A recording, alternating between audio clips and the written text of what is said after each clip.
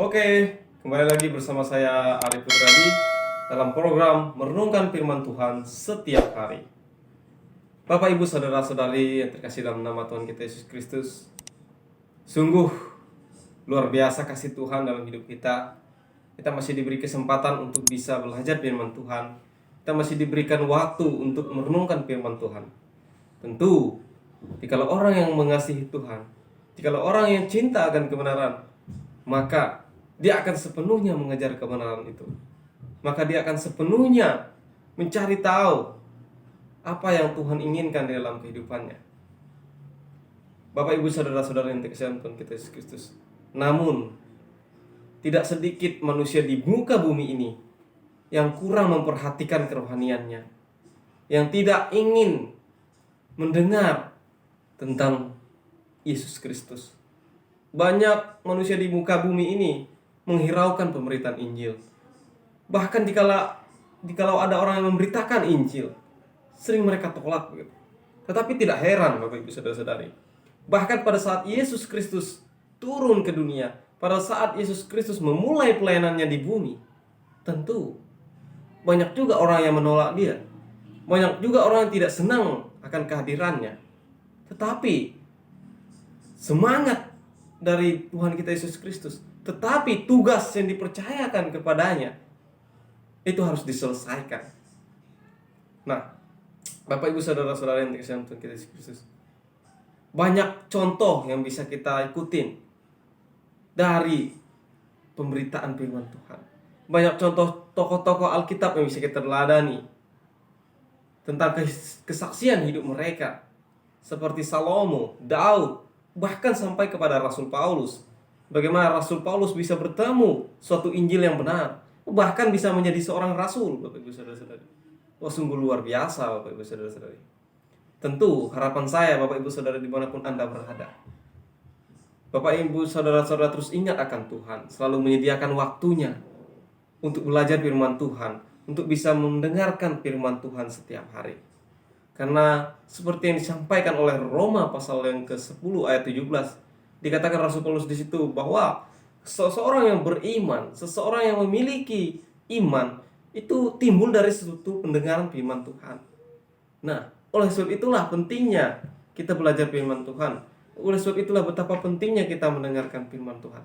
Dan pada kesempatan hari ini saya ingin mengajak Bapak, Ibu, Saudara-saudari untuk belajar bersama-sama firman Tuhan, yaitu tentang suatu ketaatan kepada Tuhan, suatu ketundukan manusia kepada Tuhan. Jadi topik kita hari ini yaitu tentang ketaatan dan ketundukan manusia kepada Tuhan. Bapak, Ibu, Saudara-saudara yang dikasihi Tuhan Yesus Kristus, tentu banyak orang di muka bumi ini takutnya kepada setan begitu. Takutnya kepada hantu begitu. Takutnya kepada iblis. Tetapi seringkali manusia di muka bumi tidak takut dengan Tuhan. Bahkan sebenarnya Tuhan itu bisa saja melakukan hal yang Tuhan inginkan sebenarnya dalam kehidupan manusia. Bisa saja Tuhan membuat kita celaka. Bisa saja Tuhan membuat kita tidak bernyawa lagi, bisa saja begitu. Tetapi tidak. Karena Tuhan adalah Maha Kasih, Maha Adil, dan Maha segalanya, maka Tuhan tidak akan melakukan hal demikian. Bapak, Ibu, Saudara-saudara yang dikasihi Tuhan kita Yesus Kristus, oleh sebab itulah luar biasa Tuhan kita. Oleh sebab itu luar biasa kasih Tuhan bagi kita. Maka dari itu kita patut bersyukur mempunyai Allah yang luar biasa, begitu mengasihi manusia. Mulai dari manusia pertama itu Adam dan Hawa, Tuhan telah mengasihi manusia. Nah, Bapak, Ibu, Saudara-saudara yang dikasihi dalam Tuhan kita Yesus Kristus, sekalipun manusia tidak taat kepada Tuhan, tidak tunduk kepada Tuhan, tetapi Tuhan akan terus menunggu kita untuk bisa berbalik, untuk bisa bertobat dari sikap buruk kita. Karena Tuhan tahu bahwa di dalam hati manusia ada suatu perasaan, ada suatu keinginan di mana kelak ketika mereka meninggalkan dunia ini, maka yang dinanti-nantikan adalah suatu pengharapan kebahagiaan, yaitu berada dalam kerajaan surga. Tentu kita semua di tempat ini, dimanapun Anda berada Bapak Ibu Saudara-saudari, kita menginginkan hidup kita kelak ketika meninggalkan dunia ini bisa bersama dengan Tuhan kami di surga. Tetapi perlu kita ketahui bahwa jikalau seseorang ingin melihat kerajaan Allah, bahkan bisa masuk dalam kerajaan Allah, yaitu melalui kelahiran kembali. Bapak Ibu bisa membuka Alkitab Bapak Ibu Saudara-saudari di dalam Yohanes pasal 3 ayat yang ketiga. Dikatakan di sana bahwa jikalau seorang tidak dilahirkan kembali, tidak bisa melihat kerajaan Allah. Nah, Bapak Ibu Saudara-saudari yang dikasihi Tuhan kita Yesus Kristus, bayangkan saja Bapak Ibu Saudara-saudari, jikalau orang tidak mau taat kepada perkataan Tuhan, kepada firman Tuhan, jikalau seorang tidak tunduk kepada Tuhan, maka otomatis apa yang Tuhan katakan dia tidak akan mendengarkannya begitu. Otomatis ketika Tuhan menyampaikan bahwa jikalau orang ingin melihat kerajaan surga, kerajaan Allah harus dilahirkan kembali, maka haruslah kita lakukan itu untuk menunjukkan bukti kita ketaatan kita kepada Tuhan, untuk menunjukkan bahwa kita tunduk kepada Tuhan. Nah, dilahirkan kembali bukan berarti kita masuk kembali ke rahim orang tua kita, kita masuk kembali ke dalam kandungan orang tua kita lalu keluar kembali. Bukan demikian. Tetapi yang Tuhan maksudkan adalah hal-hal rohani. Ketika kita telah berdosa di hadapan Tuhan, ketika kita telah jatuh ke dalam dosa, marilah kita percaya, kita berbalik dari dosa-dosa itu dan menerima juru selamat yang sudah mati di kayu salib untuk menggantikan kita, sehingga kita berada di dalam Yesus Kristus, sehingga kita menjadi anak-anak Allah. Bapak Ibu Saudara-saudara yang dikasihi Yesus. Tetapi Tuhan tegaskan bahwa jangankan masuk dalam kerajaan Allah, melihat saja tidak bisa jikalau seseorang tidak percaya, jikalau seseorang tidak bertobat, jikalau seseorang tidak menerima Yesus Kristus sebagai Tuhan dan Juru Selamatnya. Nah, Bapak Ibu Saudara-saudara yang dikasihi dalam Tuhan kita Yesus Kristus, mengenai ketaatan dan kepatuhan ini atau ketundukan ini, kita bisa membuka Alkitab kita di dalam Lukas, Injil Lukas. Injil Lukas pasal yang keempat ayat 31 sampai ayat yang ke-37. Ini satu perikop, tetapi saya ingin mengajak kita untuk mengajak Bapak Ibu Saudara-saudara untuk membacakan satu ayat saja. Saya akan bacakan buat kita semua. Bapak Ibu Saudara-saudari yang ada di rumah dapat menyimak di Alkitabnya masing-masing. Nah, saya ingin mengajak kita untuk melihat di ayat yang ke-33 dan ayat yang ke-34. Firman Tuhan berkata, di dalam rumah ibadat itu ada seorang yang kerasukan setan dan ia berteriak dengan suara keras, "Hai engkau, Yesus orang Nazaret, apa urusanmu dengan kami? Engkau datang hendak membinasakan kami. Aku tahu siapa engkau, yang kudus dari Allah." Nah, Bapak Ibu Saudara-saudara yang dikasihi dalam Tuhan kita Yesus Kristus, bayangkan, iblis saja tahu siapa Yesus Kristus. Iblis saja tahu siapa yang berhadapan dengan dia. Oh, bukan berarti dia tidak takut, Bapak Ibu. Justru dia takut, gemetar begitu. Nah, apakah kita di dunia ini tidak takut dengan Tuhan? Apakah kita di dunia ini berani dengan Tuhan, bahkan sering menentang Tuhan begitu? Bahkan ayat ini mengatakan bahwa iblis saja gemetar, tunduk, takut begitu. Tetapi manusia di muka ini malah sebaliknya gitu. Malah sebaliknya. Mereka lebih taat atau lebih takut kepada iblis. Mereka lebih taat kepada perkataan-perkataan manusia yang coba untuk menipu-nipu mereka. Nah, Bapak Ibu Saudara-saudara yang dikasihi Tuhan kita Yesus Kristus, bahkan di dalam Lukas pasal yang ke-8, coba kita lihat sedikit. Dari ayat yang ke-26 sampai ayat yang ke-39, itu juga satu perikop di mana setan-setan juga gemetar begitu. Legion pun takut kepada Tuhan begitu. Takut karena dikatakan di sana di ayat yang ke-28 dan 29, ketika ia melihat Yesus, ia berteriak lalu tersungkur di hadapannya dan berkata dengan suara keras, "Apa urusanmu dengan aku, hai Yesus anak Allah yang Maha Tinggi? Aku mohon kepadamu supaya engkau jangan menyiksa aku." Nah, Bapak Ibu Saudara-saudara yang dikasihi Tuhan kita Yesus, legion juga gemetar, setan juga gemetar, roh-roh jahat itu takut kepada Tuhan. Nah, karena mereka tahu bahwa yang berhak menghukum mereka, yang berhak menyiksa mereka, yaitu Yesus Kristus Allah. Mereka tahu itu.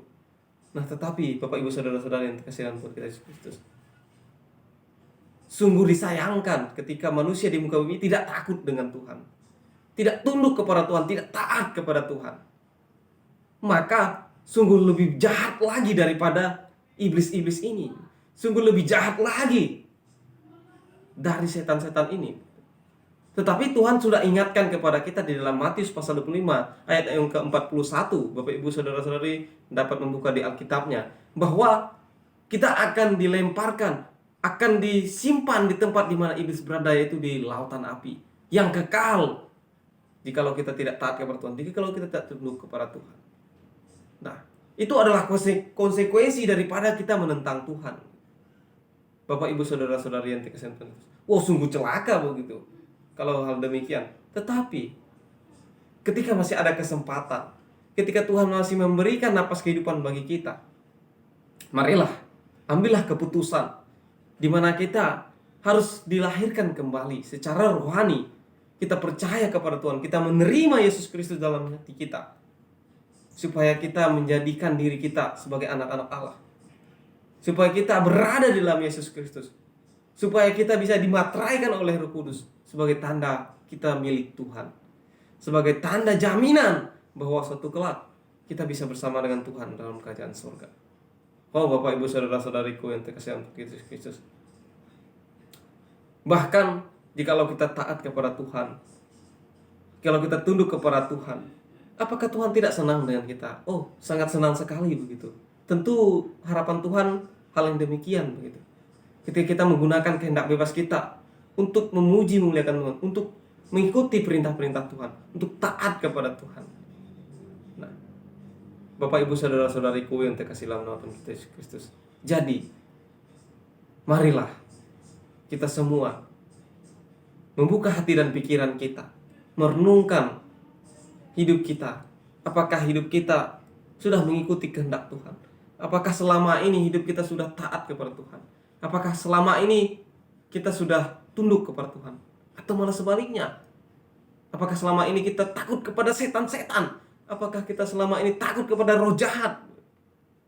Seperti yang sudah katakan, bahwa kalau kita takut kepada roh jahat, sedangkan roh jahat aja, iblis saja, setan-setan aja takut dengan Tuhan.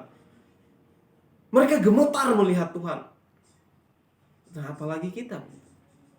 Sebenarnya justru kita seharusnya lebih takut lagi, karena kita tidak bisa berbuat apa-apa begitu.